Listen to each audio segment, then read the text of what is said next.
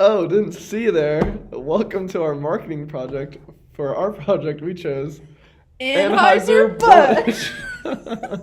So I chose Anheuser because I really like their marketing strategy. Their videos and commercials of horses and puppies just really appealed to me. Why'd you choose? I thought I'd go along with it for the beer. I like beer. So in case you don't know what Anheuser Busch is, it's a beer manufacturing company.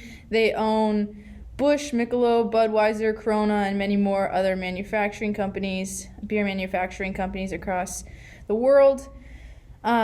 So we are here to tell you what makes them the dominating beer manufacturers and discuss what sets them apart from the competition.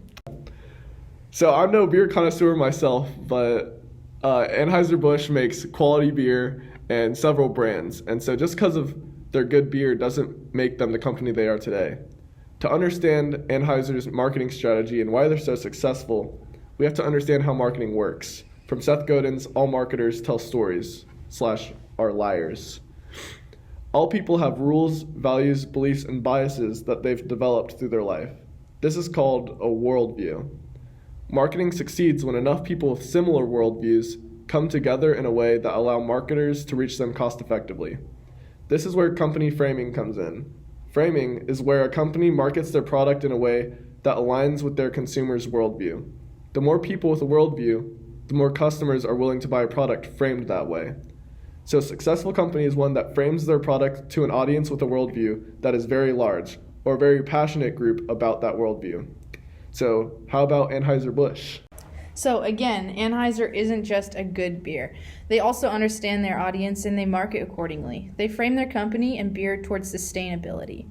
This is why they have been so successful and have captivated such a large following, and it's because so many people, especially now more than ever, care about the future of our world.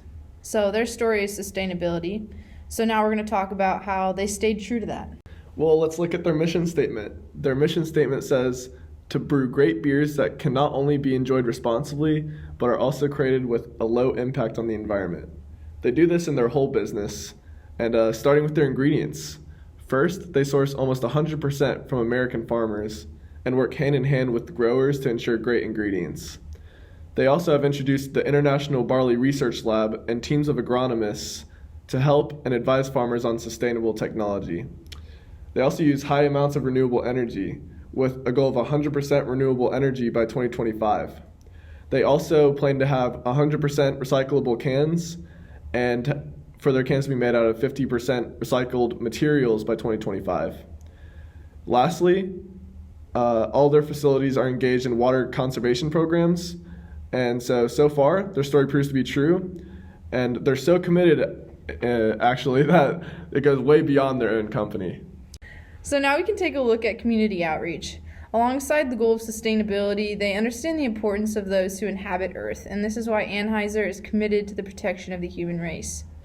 So in 2018, during flood season, Anheuser converted one of their plants from beer production to water canning to be distributed around the country. Since then, they've donated over 90 million cans of water, including millions of cans to firefighters in 48 states and to the American Red Cross. Again, Anheuser's frame is to be a sustainable beer company. They've proven this frame authentic through all these efforts. Thus, they've manifested their own story of sustainability to have a future with more cheers. One way Anheuser encourages more cheers is through the joy they bring to the community through their Clydesdales. So I talked about the Clydesdales earlier and how that roped me into this company. These horses have become like the face of Budweiser and represent a joyful and fun company. They parade the beautiful horses around the country, distributing their beer as they go, and then therefore raising awareness for the brand name. So now that we've talked about worldview and how Anheuser has used this worldview to establish a stronghold in the market, we're now going to talk about product and marketing strategies.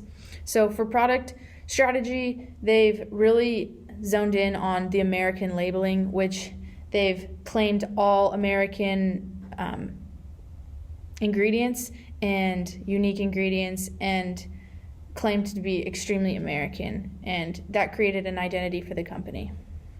Next, I'll talk about Anheuser-Busch's pricing strategy. So in general, a higher price tends toward a higher quality and lower price towards lower quality.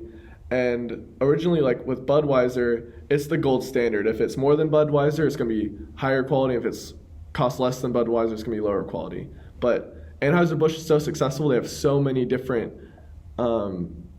brands now because they need to make family brands to appeal to multiple markets and multiple price points. So they have at the top Stella Artois, that is their best one, and it costs the most. Only comes in bottles. And then you've got Michelob Ultra, that comes in cans and bottles. It's higher quality. Then you've got like Budweiser and then Bud Light. And so from top to bottom, it kind of ends towards Busch at the bottom. And so they're so successful that they don't have a single price strategy. They penetrate the market through the multiple companies to compete with other beer companies, but these families don't really directly compete with each other because they're in different markets of price segments. So now for distribution strategy, they've strategically located breweries across the United States just for this one company. And so this is allowed distribution in stock keeping units like kegs, bottles, cans, supermarkets, e-commerce, grocery stores everywhere. It's just allowed for a very broad market range and distribution range. So our last strategy we're going to analyze is the promotion strategy of Anheuser. So they've come up with a bunch of iconic characters that once you see those, you instantly think of whatever affiliated company that they own it goes with. So for example, the Bud Night goes with Bud Light. They have plenty of Super Bowl commercials with the Bud Night, and it's always medieval themed funny humor commercials that get you in the mood for a Bud Light. And then there's also the Clydesdales, which Emma talked about, which are more regal and nicer, and it's for their higher quality beer and just Budweiser. And so both those iconic characters get you to think about their beers. And their promotion strategy in terms of like demographics, it's kind of everywhere. Like I said, Super Bowl commercials, everyone sees those. They're not preference toward any age or gender or anything like that.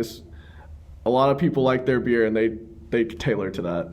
So with all this, Anheuser-Busch has built an insanely valuable company, and not just valuable in the beer industry, but also in the entire world. Yeah, the brand Budweiser has been ranked 22nd in Forbes magazine list of world's most valuable brands.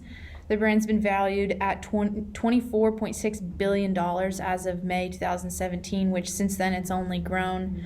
And they've generated a revenue of $11.10 billion, again, since 2017, so you can only imagine where it's gone in the last 4 years. Thanks for watching.